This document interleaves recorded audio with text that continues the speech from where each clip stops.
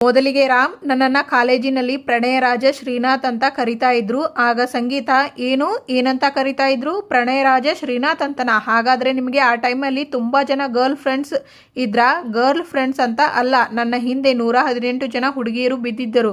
ಆದರೆ ನಾನು ಮಾತ್ರ ನಿನ್ನ ಹಿಂದೆ ಬಿದ್ದಿದ್ದೆ. ಆಗ ದೇವಯಾನಿ ಊಟಕ್ಕೆ ಕೂತಲೇ ಕನಸ್ಕಾಂತಾರೆ. ಭೂಮಿ, ನನಗೆ ಯಾಕೋ ಒಂಥರ ಆಗ್ತಾ ಇದೆ, ನನಗೆ ಊಟ ಬೇಡ, ನಾನು ಆಮೇಲೆ ಮಾಡ್ತೀನಿ. ಯಾಕೆ ದೇವಯಾನಿ ಅಮ್ಮ, ಮೈಗೆ ಹುಷಾರಿಲ್ವಾ? ಆಮೇಲೆ ತಿಂತೀನಿ, ರೂಮ್ಗೆ ತರ್ಲಾ? ಬೇಡ ಬೇಡ ಪ್ಲೀಸ್, ಎಕ್ಸ್ಕ್ಯೂಸ್ ಮೀ. ಆಗ ಶಾರದಾ, ದೇವಯಾನಿ ಭಯ ಆಯ್ತಾ? ಆಗಲೇಬೇಕು, ನನಗೆ ಎಲ್ಲ ನೆನಪಿಗೆ ಬಂದಿದೆ. ಅಜಿತ್ ಹತ್ತಿರ ಇದ್ದಿದ್ದ ಗಣ್ಣನ ಗುರುತು ಹಿಡಿದೆ, ಪುರುಷೋತ್ತಮನನ್ನ ಗುರುತು ಹಿಡಿದೆ, ಇನ್ನು ನಿನ್ನ ಗುರುತು ಹಿಡಿಯದೇ ಇರ್ತೀನ? ನನಗೆ ಎಲ್ಲ ನೆನಪಿಗೆ ಬಂದರೂ ಎಲ್ಲಾನು ಗುರುತು ಹಿಡಿದ್ರು. ಯಾಕೆ ಈ ವಿಷಯನೆಲ್ಲ ಮನೆಯವ್ರ ಹತ್ರ ಹೇಳಿಲ್ಲ ಅಂತ ನೀನು ಯೋಚನೆ ಮಾಡ್ತಾ ಇರಬಹುದು ಅಲ್ವಾ? ಅದಕ್ಕೆ ಉತ್ತರ ಕೊಡ್ಲಾ? ನನ್ನನ್ನು ನನ್ನ ಮನೆಯವರಿಂದ ದೂರ ಮಾಡಿದೆ, ನನ್ನ ಗಂಡನ ಪ್ರೀತಿಯಿಂದ ದೂರ ಮಾಡಿದೆ. ನನ್ನ ಮಗು, ಆ ಎಳೆ ಕಂದಮ್ಮ ನಿನಗೆ ಏನು ಮಾಡಿತ್ತು? ಈ ಕೈಗಳಿಂದ ಅವಳನ್ನು ಆಡ್ಸೋಕೆ ಆಗಲಿ, ತೋಳುಗಳು ಅವಳನ್ನು ತಬ್ಬಿಕೊಳ್ಳೋದಕ್ಕೆ ಆಗಲಿಲ್ಲ. ನನ್ನಿಂದ ಅವಳ ಪ್ರೀತಿನ ಕಿತ್ಕೊಂಡೆ, ದೂರ ಮಾಡಿದೆ. ಹಾಗೆ ನಿನ್ನಿಂದ ದೂರ ಮಾಡ್ತೀನಿ. ನಿನ್ನ ಮಗಳ ಮದುವೆ ನಿಶ್ಚಯ ಆಗಿ ಅತಿ ಶೀಘ್ರದಲ್ಲಿ, ಅದು ನಚಿಕೇತ್ ಜೊತೆ. ನಾನೇನಾದರೂ ನಿನ್ನ ವಿಷಯನ ಈ ಮನೆಯವರಿಗೆಲ್ಲ ಹೇಳಿದೆ ಅಂತ ತಿಳ್ಕೊ. ಆಗ ನಿನ್ನ ಮಗಳ ಬದುಕು, ನಿನ್ನ ಮಗಳ ಭವಿಷ್ಯ ಎಲ್ಲದಕ್ಕಿಂತ ಹೆಚ್ಚಾಗಿ ಈ ಮನೆ ಎಲ್ಲ ಆಸ್ತಿನೂ ನಿನ್ನ ಸಾಮ್ರಾಜ್ಯ ಮಾಡ್ಕೋಬೇಕು ಅಂತ ನೀನು ಕಟ್ಟಿದೆಯಲ್ಲ ಕನಸು, ಆ ಕನಸು ನುಚ್ಚು ನೂರಾಗುತ್ತೆ. ನೀನು ಪ್ರತಿ ಕ್ಷಣನೂ ಕೊರಗೋ ಹಾಗೆ ಮಾಡ್ತೀನಿ. ನಿನ್ನ ಪ್ರತಿಯೊಂದು ಪಾಪಕ್ಕೂ ನಾನು ಅಂತ್ಯ ಹಾಡ್ತೀನಿ. ಈಗ್ಲಿಂದಾನೇ ನಿನ್ನ ಕೇಡ್ಗಾಲ ಶುರುವಾಯಿತು ಅಂತ ತಿಳ್ಕೊ. ನೀನು ಹೇಗೆ ನನ್ನನ್ನು ಶೂಟ್ ಮಾಡಿದೆಯೋ ಹಾಗೆ ನಾನು ನಿನ್ನನ್ನು ಶೂಟ್ ಮಾಡಿ ಸಾಯಿಸ್ತೀನಿ. ಆಗ ಭೂಮಿ, ದೇವಯಾನಿ ಅಮ್ಮ ಅಂತ ಮುಟ್ಟಿ ಮಾತಾಡಿಸ್ತಾರೆ. ಆಗ ದೇವಯಾನಿ, ಭೂಮಿ ಅದೇನಾಯ್ತು ಅಂದರೆ? ಶಾರದಾ ಅಕ್ಕ ನೀನು ಇಲ್ಲಿ. ಆಗ ಸಂಗೀತ, ದೇವಯಾನಿ ಏನಾಯ್ತು ನಿನಗೆ? ಶಾರದಾ ಆಗಿಂದ ಇಲ್ಲೇ ಕೂತಿದ್ದಾಳೆ, ನೀನ್ಯಾಕೆ ಈ ರೀತಿ ಹೇಳ್ತಾ ಇದ್ದೀಯಾ? ಹೌದಾ, ನನಗೆ ಯಾಕೋ ಒಂಥರ ಆಗ್ತಾ ಇದೆ, ಊಟ ಬೇಡ. ಆಗ ಮತ್ತೆ ಕನಸನ್ನ ನೆನಪು ಮಾಡಿಕೊಂಡು ಇಲ್ಲ ಊಟ ತಿಂತೀನಿ ಅಂತ ಮತ್ತೆ ಕೂತ್ಕೋತಾಳೆ. ಆಗ ಸಂಗೀತ, ದೇವಯಾನಿ ಏನಾಯ್ತು ನಿನಗೆ? ಯಾಕೆ ಈ ರೀತಿ ಆಡ್ತಾ ಇದೀಯಾ? ಹುಷಾರಾಗಿ ಇದೆಯಾ ತಾನೇ? ಅಥವಾ ಜ್ವರ ಏನಾದರೂ ಬಂದಿದೆಯಾ? ಆಗ ದೇವಯಾನಿ, ಹಾಗೆ ಏನೂ ಇಲ್ಲ, ಐ ಆಮ್ ಆಲ್ ರೈಟ್. ಅದು ಯಾಕೋ ಗೊತ್ತಿಲ್ಲ, ರಮನ್ ತುಂಬ ನೆನಪಿಗೆ ಬರ್ತಾ ಇದ್ದಾರೆ. ಆಗ ಭೂಮಿ, ದೇವಯಾನಿಯಮ್ಮ ಸಮಾಧಾನ ಮಾಡ್ಕೊಳ್ಳಿ, ಮೊದಲು ಊಟ ಮಾಡಿ. ಊಟ ಮಾಡಿ. ಆಗ ಸಂಗೀತ, ನಿನಗೆ ಏನಾಯ್ತೋ? ಆಗ ಅಜಿತ್, ನೀವೆಲ್ಲರೂ ಮರ್ತು ಬಿಡಬಹುದು, ಆದರೆ ನಾನು ಯಾವುದೇ ಕಾರಣಕ್ಕೂ ಮರೆಯೋಕೆ ಚಾನ್ಸೇ ಇಲ್ಲ. ಏನ್ನ ಭೂಮಿ? ಆ ಅನ್ನು ಅಂದೆ, ನಿನಗೆ ತಿನ್ನಿಸ್ದೆ? ನಾನು ಯಾವತ್ತು ಭೂಮಿ ತಿಂದಿದ್ದೀನಿ? ಆ ಅನ್ನು ಊಟ ಮಾಡಿಸ್ತಾರೆ ಭೂಮಿಗೆ. ಆಗ ಸಂಗೀತ, ನೀನು ಬದಲಾಗಿದೆಯೋ ಇವಳು ಬದಲಾಗಿದ್ದಾಳೋ ನನಗೆ ಒಂದು ಅರ್ಥ ಆಗ್ತಿಲ್ಲ. ಅಮ್ಮ, ನಾವಿಬ್ಬರೂ ಬದಲಾಗಿಲ್ಲ ಅಮ್ಮ. ಅದಕ್ಕೆ ಅಲ್ವಾ ನಾನು ತಿನ್ನೋದಕ್ಕಿಂತ ಮುಂಚೆ ಭೂಮಿಗೆ ತಿನ್ನಿಸ್ಬಿಟ್ಟು ನಿಮ್ಮನ್ನ ನೋಡಿದ್ದು. ಸುಮ್ಮನೆ ಇರೋ, ಅವಳಿಗೆ ತಿನ್ನಿಸಿ ನಿನ್ನ ಪಾಡಿಗೆ ನೀನು ಸುಮ್ಮನೆ ಇದ್ದಿದ್ರೆ ನನಗೆ ಏನೂ ಅನಿಸ್ತಿರ್ಲಿಲ್ಲ. ಅವಳಿಗೆ ತಿನ್ನಿಸಿದ ತಕ್ಷಣ ನೀನು ನನ್ನ ಮುಖ ನೋಡಿದೆ ನೋಡು, ಅದೇ ನನಗೆ ಸಮಸ್ಯೆ ಆಗ್ತಾ ಇರೋದು. ಆಗ ಶ್ರವಣ್, ಮತ್ತೆ ಏನು ಅಕ್ಕ ಡೌಟ್ ನಿಂದು? ಆಗ ರಾಮ್, ಅಯ್ಯೋ ಸಂಗೀತ, ಗಂಡ ಹೆಂಡತಿ ತುಂಬಾ ಅನ್ಯೋನ್ಯವಾಗಿ ಇದ್ದಾರೆ. ಈಗ ನೀನೇ ನೋಡ್ಲಿಲ್ವಾ ಅಜಿತ್ ಭೂಮಿಗೆ ತಿನ್ನಿಸ್ಲಿಲ್ವಾ? ಆಗ ಅಜ್ಜಿ, ಮೊನ್ನೆ ಕೂಡ ಗಂಡ ಹೆಂಡತಿ ಜಾಲಿಯಾಗಿ ಸುತ್ತಾಡ್ಕೊಂಡು ಬಂದ್ರಲ್ಲ ಸಂಗೀತ. ಆಗ ನಚ್ಚಿ, ಮದರ್ ಇಂಡಿಯಾ, ಏನು ಅಣ್ಣ ಅತ್ತೆಗೆ ನಿನಗೆ ಪ್ರತಿ ದಿವಸ ಪ್ರೂವ್ ಮಾಡ್ತಾ ಇರಬೇಕಾ ನಾವು ಸರಿಯಾಗಿದ್ದೀವಿ ಅಂತ? ಆಗ ಸಂಗೀತ, ಏನೋಪ್ಪ ನೀವೆಲ್ಲ ಹೇಳೋದನ್ನ ಕೇಳಿದ್ರೆ ನಾನೇ ಎಲ್ಲೋ ತುಂಬ ಓವರ್ ಆ್ಯಕ್ಟ್ ಮಾಡ್ತಿದ್ದೀನಿ ಏನೋ ಅನಿಸುತ್ತೆ. ಆಗ ಅಂಜು, ಅತ್ತೆ ನಿಮ್ಗೆ ಯಾಕೆ ಈ ಥರ ಅನಿಸ್ತಾ ಇದೆ ಹೇಳಿ? ಅಂಜು, ಮೊದಲೆಲ್ಲ ನನ್ನ ಮಗ ಮನೆಗೆ ಬಂದಾಗ ಭೂಮಿನ ಚಿನ್ನಾರಣ್ಣ ಅಂದು ಮುದ್ದು ಮಾಡ್ತಿದ್ದ ತಾನೆ, ಈಗ ಆ ರೀತಿ ಯಾಕೆ ಮಾಡ್ತಿಲ್ಲ ಅಲ್ವೋ ಅಜಿತ? ಮೊದಲೆಲ್ಲ ಭೂಮಿಗೆ ನೀನು ಫಸ್ಟು ತುತ್ತು ತಿನ್ನಿಸುವಾಗ ನಿನ್ನ ಕಣ್ಣಲ್ಲಿ ಭೂಮಿ ಬಗ್ಗೆ ಅಪಾರವಾದ ಪ್ರೀತಿ ಕಾಣಿಸ್ತಾ ಇತ್ತು. ಆ ಪ್ರೀತಿ ಈಗ ಯಾಕೆ ಕಾಣಿಸ್ತಾ ಇಲ್ಲ? ಮೇಲ್ನೋಟಕ್ಕೆ ನೀವಿಬ್ಬರು ಚೆನ್ನಾಗಿದ್ದೀರಾ ಅಂತ ಅನಿಸ್ತಾ ಇದೆ, ಆದರೆ ನನ್ನ ತಲೆಯಲ್ಲಿ ಯಾಕೆ ಈ ರೀತಿ ಯೋಚನೆ ಬರ್ತಿದೆ ಅಂತಾನೇ ಗೊತ್ತಾಗ್ತಾ ಇಲ್ಲ. ಆಗ ಪಲ್ಲವಿ, ಸಂಗೀತಮ್ಮ ನೀವು ಇನ್ನೂ ಪೂರ್ತಿಯಾಗಿ ಹುಷಾರಾಗಿಲ್ಲ ಅನ್ನೋ ಟೆನ್ಷನ್ ಅವರಿಗೆ, ಹೌದೇನೋ? ಅಯ್ಯೋ ದಡ್ಡ, ನಾನು ಚೆನ್ನಾಗೇ ಇದ್ದೀನಿ ಕಣೋ, ನಾನು ಚೆನ್ನಾಗಿದ್ದೀನಿ ಅಂತ ಡಾಕ್ಟರ್ ಇವತ್ತು ಹೇಳಿದ್ರು ತಾನೆ, ನೀವು ಆರಾಮಾಗಿ ಇರೋ. ನೋಡು ಅಜಿತ, ನಾಳೆಯಿಂದ ನೀನು ಭೂಮಿ ಮೊದಲಿನ ಥರನೇ ಇರಬೇಕು, ಅರ್ಥ ಆಯ್ತಾ? ಆಗ ಅಜಿತ್, ಅರ್ಥ ಆಯ್ತಾ? ಆಗ ಭೂಮಿ, ನನಗೆ ಅರ್ಥ ಆಯಿತು. ಓ, ಚೆನ್ನಾಗಿ ಅರ್ಥ ಆಗಿದೆಯಾ? ಇನ್ನೊಂದ್ಸಲಿ ಕೇಳ್ತಾ ಇದ್ದೀನಿ, ಅರ್ಥ ಆಗಿದೆ ಅಲ್ವಾ? ಅತ್ತೆ ಹೇಳಿದ್ದು ನನಗೆ ಚೆನ್ನಾಗಿ ಅರ್ಥ ಆಯಿತು. ಚೆನ್ನಾಗಿ ಅರ್ಥ ಆಗಿದ್ರೆ ಸಾಕು ನನಗೆ. ಹ್ಞೂ, ಅರ್ಥ ಆಯಿತು ಅಲ್ವಾ? ತುಂಬ ಚೆನ್ನಾಗಿ ಅರ್ಥ ಆಯಿತು. ಆಗ ಸಂಗೀತ, ಅಯ್ಯೋ ಇದಕ್ಕೇನೆ ನಾನು ಹೇಳಿದ್ದು, ಅಮ್ಮ ಅಲ್ಲ ಅಮ್ಮ, ನೀನೇನಕ್ಕೆ ಟೆನ್ಷನ್ ಆಗ್ತಿದೀಯಾ? ನಾವು ನಾಳೆಯಿಂದ ಹೇಗಿರಬೇಕು ಅನ್ನೋದನ್ನ ಕಣ್ಣಲ್ಲೇ ಬಾಯಲ್ಲೇ ಪ್ರಾಕ್ಟೀಸ್ ಮಾಡ್ತಾ ಇದ್ವಿ ಅಷ್ಟೇ.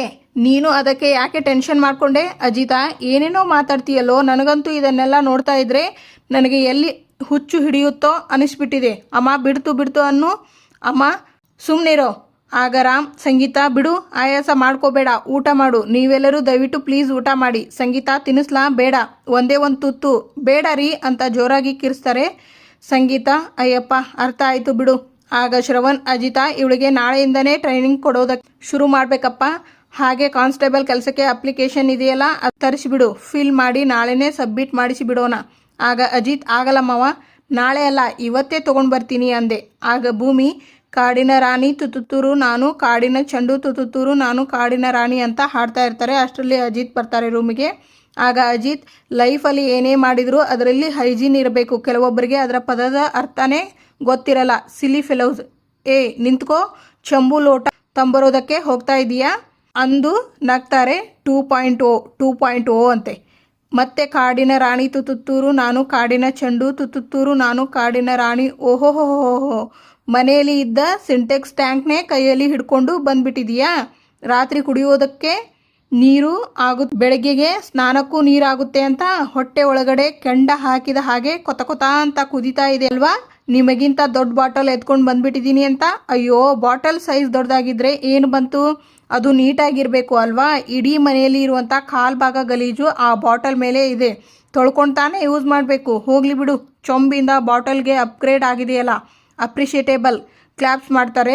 ಬಾಟಲ್ ತೊಗೊಂಡು ಬಂದರೂ ಚೊಂಬಿನ ಅಭ್ಯಾಸ ಹೋಗಿಲ್ಲ, ಪಕ್ಕನೇ ಇಟ್ಕೊಂಡಿರೋದು. ಮೆಂಟಲ್, ಬಾಟಲನ್ನು ಯಾರಾದರೂ ಮಲಗಿಸ್ತಾರಾ? ನೀವು ಯಾಕೆ ನನ್ನ ಆ ರೀತಿ ನೋಡ್ತಾ ಇದ್ದೀರಾ? ನೀವು ಹಾಗೆ ನೋಡಿದರೆ ನನಗೆ ದೃಷ್ಟಿ ಆಗಲ್ವಾ? ನಿಮಗೆ ಒಂದು ವಿಷಯ ಗೊತ್ತಾ? ನಮ್ಮೂರಲ್ಲಿ ಮಹಿಳಾ ಸಂಘ ಇತ್ತು. ಆ ಮಹಿಳಾ ಸಂಘದಲ್ಲಿ 118 ಜನ ಹೆಣ್ಮಕ್ಳು ಇದ್ರು, ಹೆಂಗಸರು, ಆಯ್ತಾ? ಅದು ಶುರುವಾಗಿ 100 ವರ್ಷ ಆಗಿತ್ತು. ಅದರಲ್ಲಿ 12 ವರ್ಷದಿಂದ ಸತತವಾಗಿ ಒಂದೇ ಒಂದು ಹುಡುಗಿ 12 ವರ್ಷದಿಂದ ಊರ್ ಸುಂದರಿ ಟೈಟಲ್ನ ತಗೊಂಡಿದ್ಲು. ಒಂದು ನಿಮಿಷ ಇರು. ಆ 12 ವರ್ಷದಿಂದ ಊರ್ ಸುಂದರಿ ಅನ್ನೋ ಪಟ್ಟ ತಗೊಂಡಿರೋ ಹುಡುಗಿ ನೀನು ಅಂತ ಮಾತ್ರ ಹೇಳಬೇಡ. ನಿಮಗೆ ಇಷ್ಟ ಆದರೂ ನಿಮಗೆ ಇಷ್ಟ ಆಗದೆ ಹೋದರೂ ಸತ್ಯನೇ ಮಿಸ್ಟರ್ ಹುಚ್ಚ ರಘುವೀರ್. ಆಮೇಲೆ ಸತ್ಯ ಯಾವತ್ತಿದ್ರೂ ಕಹಿನೇ ಕಣಪ್ಪ. ಅಷ್ಟೇ ಅಲ್ಲ, ಇನ್ನೊಂದು ವಿಷಯ ಏನು ಗೊತ್ತಾ? ಆ ಮಹಿಳಾ ಸಂಘದಲ್ಲಿ ವಾರಕ್ಕೆ ಒಂದು ಸರ್ತಿ ಸಭೆ ಕರಿತಾ ಇದ್ರು. ಆ ಸಭೆಯಲ್ಲಿ ಇದ್ದಿದ್ದ ಹೆಂಗಸರೆಲ್ಲ ನನ್ನ ಹತ್ರ ಒಂದು ದಿವಸ ಏನು ಹೇಳಿದ್ರು ಗೊತ್ತಾ? ನಮ್ಮೂರಲ್ಲಿ 419 ಜನ ಗಂಡ್ಮಕ್ಳು ಇದ್ರಂತೆ. ನಾನು ಸಭೆಗೆ ಬರುವಾಗಲೆಲ್ಲ ಆ 419 ಜನ ಗಂಡ್ಮಕ್ಳು 3 ನಿಮಿಷ 45 ಸೆಕೆಂಡ್ ಕಣ್ ಮಿಟುಕಿಸ್ದೆ ನನ್ನ ನೋಡ್ತಾ ಇದ್ರಂತೆ. 3 ನಿಮಿಷ 45 ಸೆಕೆಂಡು ಗೊತ್ತಾ? ಅಂದರೆ 10 ನಿಮಿಷ ನೋಡಿದವರು ಇದ್ದಾರೆ, 20 ನಿಮಿಷ ನೋಡಿದವರು ಇದ್ದಾರೆ, 30 ನಿಮಿಷ ನೋಡಿದವರು ಇದ್ದಾರೆ. ಆದರೆ ಅವರೇಜ್ ಲೆಕ್ಕ ಹಾಕಿದಾಗ 3 ನಿಮಿಷ 45 ಸೆಕೆಂಡ್ ನೋಡೋರಂತೆ. ಗೊತ್ತಾ? ಅವತ್ತೇ ನಮ್ಮೂರವರೆಲ್ಲ ಡಿಸೈಡ್ ಆಗಿಬಿಟ್ಟು ನನಗೆ ಒಂದು ಟೈಟಲ್ ಕೊಟ್ಟರು. ಏನಂತ ಹೇಳಿ? ಅದ್ಭುತ, ಅಮೋಘ, ಹಾಲಿನಂಥ ನಕ್ಷತ್ರ ಕಣ್ಣೆ, ಆ್ಯಕ್ಷನ್ ಕ್ವೀನ್, ಊರ್ ಸುಂದ್ರಿ ಭೂಮಿ ಅಂತ. ಇಂಥ ನಕ್ಷತ್ರ ಕಣ್ಣೆನ 1 ಸೆಕೆಂಡ್ ಕಣ್ಮಿಟುಕಿಸ್ದೆ ನೋಡ್ತಾ ಇದ್ದೀರಲ್ಲ ನೀವು. ಚೆಚೆಚೆ, ನಿಮ್ಮಂಥವರಿಂದಾನೇ ನನ್ನ ಅಮ್ಮ ನಾನು ಹೊರಗಡೆ ಹೋಗಬೇಕಾದ್ರೆ ಮುಖ ತುಂಬ ದೃಷ್ಟಿ ಬೊಟ್ಟು ಇಟ್ಟು ನನ್ನ ಮುಖದಲ್ಲಿ ಏನು ಕಾಣಿಸ್ತಾ ಇತ್ತು ಗೊತ್ತಾ? ಬರೀ ನನ್ನ ಹಲ್ಲು, ಬೆಳಗಿರೋ ಬಿಳಿ ಗುಡ್ಡೆ ಅಷ್ಟೇ. ಮಿಕ್ಕಿದ ಮುಖ ಎಲ್ಲ ಬರೀ ದೃಷ್ಟಿ ಬೊಟ್ಟಿಂದಾನೇ ಕವರ್ ಆಗಿಬಿಟ್ಟಿತ್ತು. ನೋಡು, ನಾನು ನಿನ್ನನ್ನು ಯಾಕೆ ಕಣ್ಮಿಡಗಿಸ್ದೆ ನೋಡ್ತಿದ್ದೆ ಅನ್ನೋದನ್ನು ಒಂದು 20 ಸೆಕೆಂಡ್ ಆಗೋಷ್ಟರಲ್ಲಿ ನಾನು ನಿನಗೆ ಹೇಳ್ತೀನಿ. ಈಗ ನೀನು ಏನೇನು ಮಾತಾಡಿದೆಯೋ ಅದನ್ನೆಲ್ಲ ಒಂದು ಸ್ವಲ್ಪ ಪಕ್ಕಕ್ಕೆ ಇಟ್ಟಿರು. ಭೂಮಿ, ಅದೇನೇ ಸಂದರ್ಭ ಬರಲಿ, ಅದು ಎಂಥದ್ದೇ ಆಗಿರಲಿ, ಅದು ಯಾವುದೇ ದಿನ ಆಗಿರಲಿ, ಈಗ ನೀನು ಹೇಳಿದೆಯಲ್ಲ ನಿಮ್ಮಮ್ಮ ನಿನಗೆ ಪ್ರತಿದಿನ ದೃಷ್ಟಿ ಬೊಟ್ಟು ಇಟ್ಟು ನಿನ್ನ ಹಲ್ಲು ಮತ್ತು ನಿನ್ನ ಕಣ್ಗುಡ್ಡೆ ಕಾಣ್ತಿತ್ತು ಅಂತ ಆ ರೀತಿ ಮಾತ್ರ ಓಡಾಡಬೇಡ ಭೂಮಿ. ನನಗೆ ಜೀವನದಲ್ಲಿ ಬದುಕಬೇಕು ಅಂತ ಆಸೆ ಅಲ್ಲ, ನನಗೆ ಅನಿಸ್ಬಿಟ್ಟಿದೆ.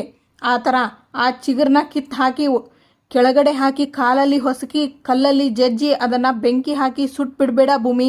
ಇದನ್ನು ಕೈ ಮುಗಿದು ಕೇಳ್ಕೊತಾ ಇದ್ದೀನಿ ಪ್ಲೀಸ್.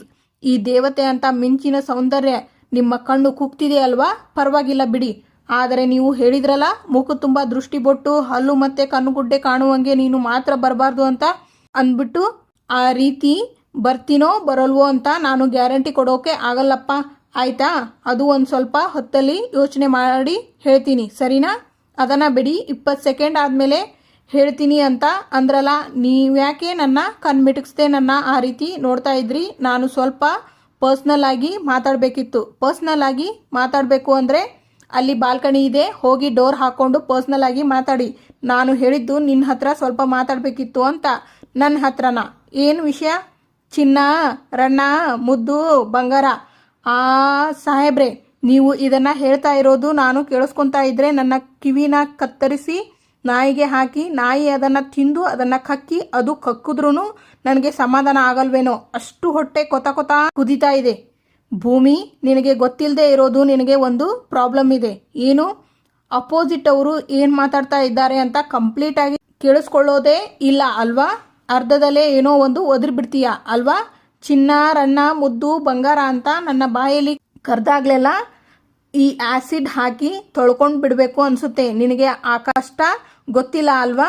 ಪ್ರತಿದಿನ ಆ ಒಂದೊಂದು ಮಾತು ಹೇಳಿದಾಗಲೂ ನಾನು ಎಷ್ಟು ನರಕ ಅನುಭವಿಸಿದ್ದೀನಿ ಅಂತ ನಿನಗೆ ಗೊತ್ತಿಲ್ಲ ಅಲ್ವಾ? ನಿನಗೆ ಬಾಯಲ್ಲಿ ಹೇಳಿದರೆ ಗೊತ್ತಾಗಲ್ಲ. ಪ್ರೂಫ್ ಸಮೇತ ಬರ್ತೀನಿ ತಾಳು ನಿನಗೆ. ಇವತ್ತಿಗೆ ಇಲ್ಲಿನ ಸಂಚಿಕೆ ಮುಕ್ತಾಯವಾಗುತ್ತದೆ. ಮುಂದಿನ ಸಂಚಿಕೆಯಲ್ಲಿ ಆಗ ಅಜಿತ್ ಏನಾದರೂ ಒಂದು ರೀಸನ್ ಇಟ್ಕೊಂಡು ನನ್ನ ಕ್ಯಾಬಿನ್ ಒಳಗಡೆ ಬಂದ್ಬಿಡ್ತೀಯಲ್ಲ, ಆಗ ಭೂಮಿ ಹಾಂ ಇವರು KGF 3 ಹೀರೋ, ಇವರನ್ನು ನೋಡೋದಕ್ಕೆ ನಾನು ಇವರ ಕ್ಯಾಬಿನ್ಗೆ ಬಂದ್ಬಿಡ್ತೀನಿ. ತೊಗೊಂಡು ಹೋಗು. ಏನ ಸಾಹೇಬ್ರೆ, ಇದು ಡಿವೋರ್ಸ್ ಪೇಪರಾ? ಆಗ ಸತ್ಯನಾ, ಇದು ಡಿವೋರ್ಸ್ ಪೇಪರ್ ಅಲ್ಲ, ನೀನು ಹೊರಡು. ನಾನು ಇದನ್ನು ತೊಗೊಂಡು ಬರ್ತೀನಿ, ನೀನು ಹೊರಡು. ಆಗ ಅಜಿತ್, ಇದರ ಬಗ್ಗೆ ನನಗೆ ಯಾಕೆ ಥಾಟ್ ಬರಲಿರಲಿಲ್ಲ? ನಾವು ಆದಷ್ಟು ಬೇಗ ಇದರ ಬಗ್ಗೆ ಯೋಚನೆ ಮಾಡಬೇಕು. Thank you for watching.